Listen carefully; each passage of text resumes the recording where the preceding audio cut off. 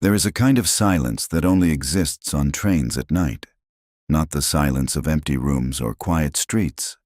Something different. Something that moves. The silence between the iron rhythms of the wheels, between one breath and the next, when the window shows you nothing but your own reflection and the darkness beyond it, and you realize that you are suspended between two places, belonging fully to neither. Thomas Kane had ridden a lot of trains. He had never learned to sleep on them. He was 26 years old, a Federal Railroad inspector, and he had been sent to Louisville, Kentucky on a matter so routine he had already written the conclusion in his head before he boarded the train south from Washington. Freight dispute. 2 companies. Damaged cotton. 2 weeks of paperwork, and he would be home. The unsigned letter was waiting at his hotel when he arrived. Plain paper. Careful handwriting. The kind of penmanship that comes from someone who learned to write against considerable odds and has never once taken that ability casually. The message was 8 words long. Count the cars that leave. Count what arrives. That was all. No signature, no explanation, no return address. Caney set it on the desk and looked at it for a long time. Then he picked up his notebook and went to find the railroad manifests. He spent 3 days with the numbers. He started in January of 1857, 14 months back, and worked forward to the present, Tuesday and Friday night runs only, cars leaving Louisville versus cars logged at the Cincinnati depot. He built the ledger carefully, the way his father had taught him. Every figure checked twice before he moved to the next. The discrepancy appeared in the first month and never stopped appearing. 1 car, every Tuesday, every Friday, present in Louisville, absent in Cincinnati, not damaged, not delayed, not rerouted, gone, the way things go when someone has worked very hard to make them disappear. The official books were immaculate. 14 months of twice-weekly runs, and the paperwork showed nothing but perfect, professional order. Caney sat back from the table and felt something shift in his chest. He had audited railroads for 3 years. He had found embezzlement, negligence, fraud, the ordinary corruption of men who believed no one was watching. He had never found anything that had been made this invisible, this deliberately, for this long. Someone had built something inside this railroad, something that ran like clockwork and left no fingerprints. And whoever had sent him that letter wanted him to find it. The question that kept him awake that first night was not, "What is this?" He already knew what it was. The question, the one that would stay with him for the rest of his life, was who built it, and why did they want me to know? He rode the Friday night run himself, booked as a freight inspector conducting routine checks, positioned in the rear passenger car as the train pulled out of Louisville at 10:45 p.m. into the Kentucky dark. He had counted 11 freight cars before departure. He had written each number down. At approximately 12:20 a.m., the train slowed. Not the gradual deceleration of an approaching station, something abrupt and deliberate. 4 minutes of reduced speed in open countryside, no lights visible in any direction, nothing but fields and darkness and the smell of coal smoke drifting back from the locomotive. Then the train resumed speed and Caney stepped to the rear platform between cars and looked back along the length of the train. 10 freight cars. He counted again. 10. Somewhere in 4 minutes of Kentucky darkness, a freight car had been detached from a moving train, rolled silently to a stop on the track behind him, and ceased to exist, at least in any official sense. By the time he reached Cincinnati and checked the arrival manifest, the paperwork showed 10 cars and had always shown 10 cars, and the night ran past the window like a river that carried everything and gave nothing back. Caney stood on the Cincinnati platform in the cold 2 a.m. air and understood 2 things simultaneously. First, this operation was the most precisely engineered thing he had ever investigated. It had been running, invisibly, for over a year, possibly longer. Second, he was not the first person to know about it. He had been invited to know about it. Someone had chosen him specifically, calculated him carefully, and decided to let him see. He needed to find out who, and he needed to be very, very careful about what he did when he did. His name was Solomon Pruitt, 41 years old, 19 years with the Louisville and Nashville Railroad, the longest-serving engineer in the company's history, a record so clean it looked polished, not a single missed run, not a single incident report, not one moment in 19 years that had given management any reason to look at him with anything other than the comfortable regard people reserve for infrastructure they depend on and never think about. It took Caney 6 days to find the name. He did it the only way available to him: patience and arithmetic, the two tools his father had given him, and the two tools that had never failed him. He cross-referenced employment schedules against the affected runs, built a frequency table, looked for the name that appeared most consistently on the nights when a car went missing. Solomon Pruitt. Present on 87% of the affected runs. Caney watched him arrive for a Tuesday departure from a distance, standing in the shadows of the freight yard with his collar up and his notebook in his pocket. What he saw was not what he had expected, though he could not have said precisely what he had expected. Pruitt moved through the rail yard the way water moves through a landscape it has shaped over years, with absolute knowledge of every contour, every obstacle, every place where the ground gave way, and every place where it held firm. Workers greeted him with the unrehearsed respect of people who have watched someone be genuinely excellent at something difficult for a very long time. He inspected the locomotive with focused, unhurried attention, checking pressures, testing valves, speaking briefly with his fireman. And there was nothing in any of it that suggested a man carrying a secret. There was only a craftsman and his machine, and 19 years of trust between them.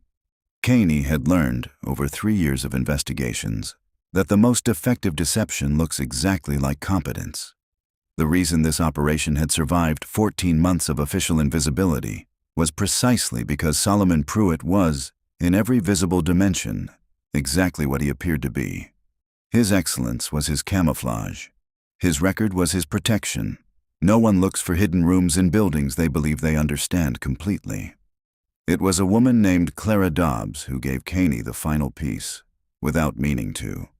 She ran a boarding house 2 blocks from the Cincinnati station, a warm, well-kept place that smelled of coffee and wood polish, where railroad workers passing through could get a clean room and a meal without being asked too many questions. She had invited Caney in with the easy generosity of someone who had nothing to hide and was comfortable in that fact. She mentioned Pruitt in passing, the way people mention landmarks. She said he was a good man. She said she believed he was the bravest person she had ever known, and she had known some very brave people. She said it with a quiet certainty that had no performance in it. The certainty of someone who has witnessed something and carries the weight of it. Caney asked what she meant.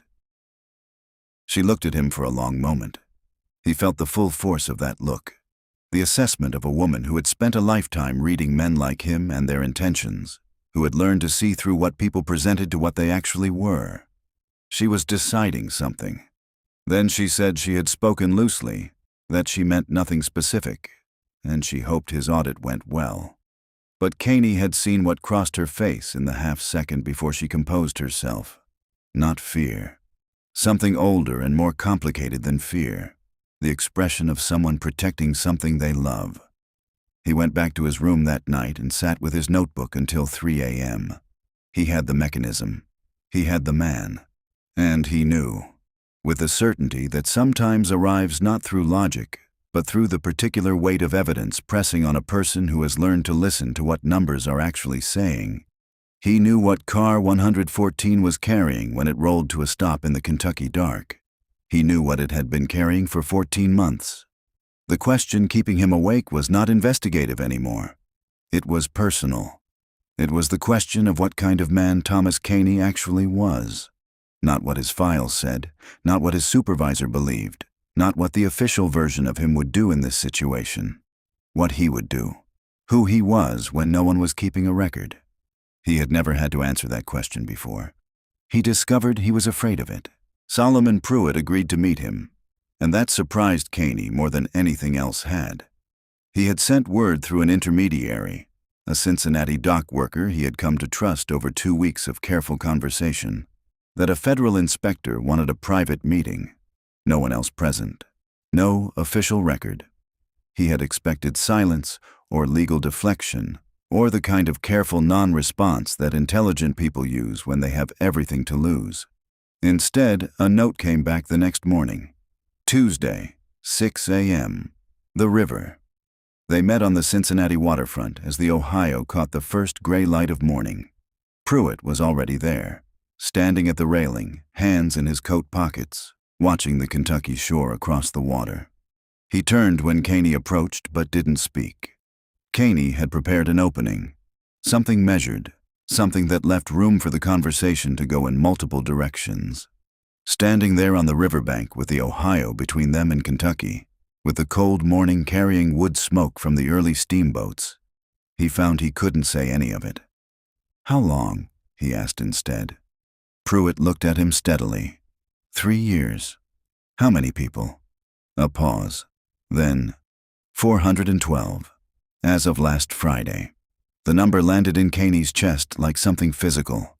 412 people, carried across the legal boundary between slavery and freedom, twice a week, for 3 years, inside a freight car that appeared on no manifest and was detached in the Kentucky dark before any official eye could count it.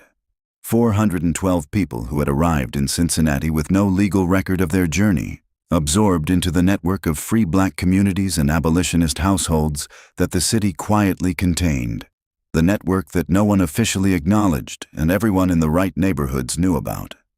Caney looked at the river. "Who sent me the letter?" Pruitt allowed himself the smallest possible smile. "I did." Over the following 7 days, Pruitt explained the architecture. Caney listened the way he had always listened, carefully, completely, without interrupting, building the full picture before he allowed himself to react to any part of it.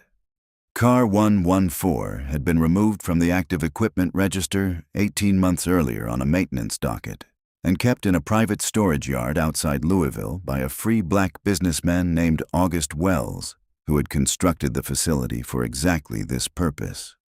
Twice a week, Wells prepared the car, water, food, medical supplies, enough for a night's journey, and his team delivered it to the Louisville rail yard during the controlled chaos of shift change, when the yard was briefly understaffed and no one was counting carefully.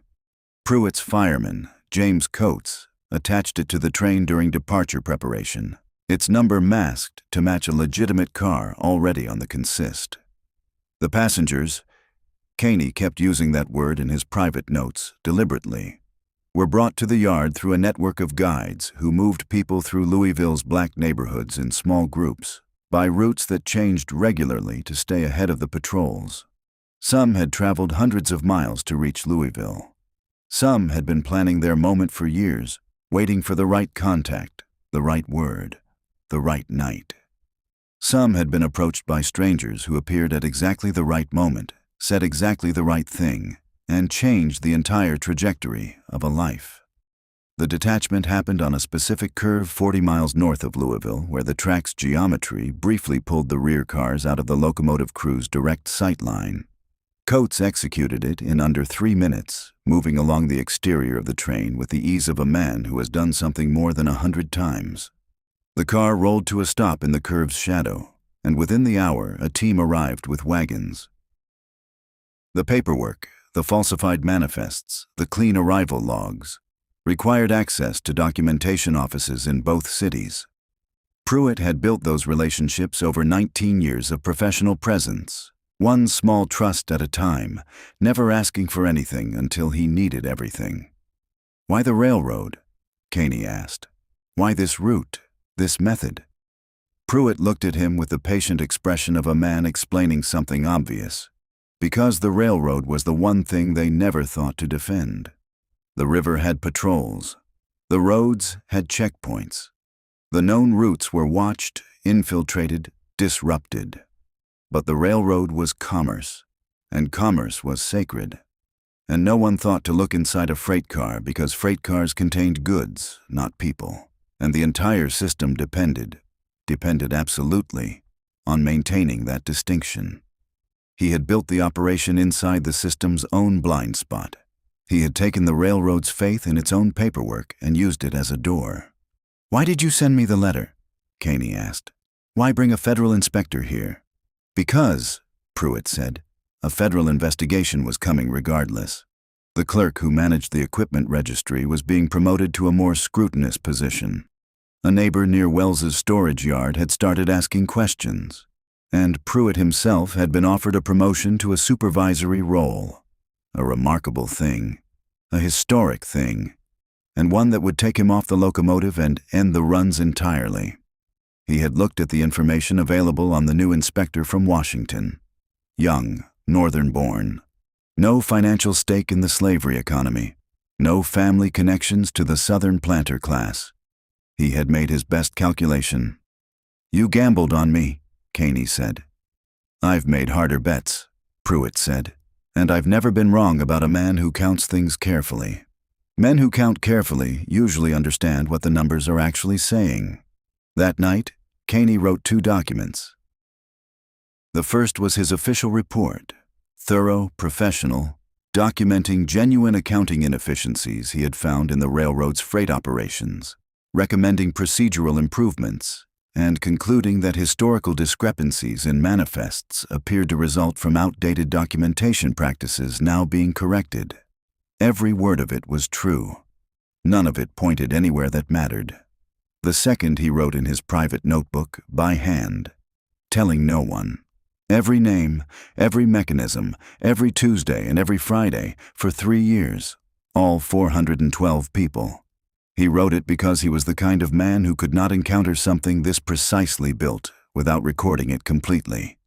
He wrote it, and then he sat with it for a long time, alone in his room, with the Ohio River 3 blocks away doing what rivers do, moving, carrying, not asking questions, not keeping records. In the morning, he went back to the water. Pruitt was already there. Same railing, same posture, eyes on the Kentucky shore the way a man looks at something he has thought about every day for years, not with longing, not with hatred, with understanding. The kind of understanding that costs something to arrive at and never entirely leaves you. Caney stood beside him. For a while, neither of them spoke. The Ohio moved past below them, wide and gray and indifferent, the way rivers are indifferent, not cold, not cruel, simply older than the arguments of men and unimpressed by them. Caney told him about the 2 documents, described the official report in enough detail that Pruitt would know exactly what it contained and exactly what it didn't. Then he reached into his coat and produced the private notebook, the one with every name, every date, every piece of the architecture that Pruitt had spent 3 years building in the dark. Pruitt looked at it. He did not reach for it. He did not ask. He simply waited, with the patience of a man who had been making impossible decisions for so long that one more was simply part of breathing. Caney thought about a freight car rolling to a stop in a Kentucky curve at midnight. He thought about the sound of that, the iron slowing, the silence arriving, and inside the car, people listening to that silence and understanding what it meant. That the train had kept going, that they had been left behind. That being left behind, this one time, in this particular darkness, was the thing they had been waiting for their entire lives. He thought about 412 people who were alive and free because a man had looked at a system designed to make them invisible and decided to use it differently. He held the notebook over the railing. Pruitt looked at him. Something passed between them, not words, not quite. The particular understanding between 2 men who have each decided who they are and recognize it in each other. Caney opened his hand. The river took the notebook without ceremony. A brief, white disturbance in the gray water, a moment of resistance, and then nothing.